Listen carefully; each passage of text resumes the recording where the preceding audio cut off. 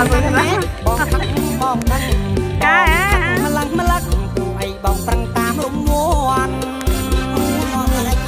ឲ្យតែស្រវឹងពេលណាដល់ទាំងលឡាគ្មានកិនគ្មានគ្រឿងឯងឲ្យតែស្រវឹងពេលណាដល់ទាំងលឡាគ្មានកិនគ្មានគ្រឿងឯងបងគ្រាន់តែប្រេងលេងអូនឯងធ្វើដូចមានរឿងធំ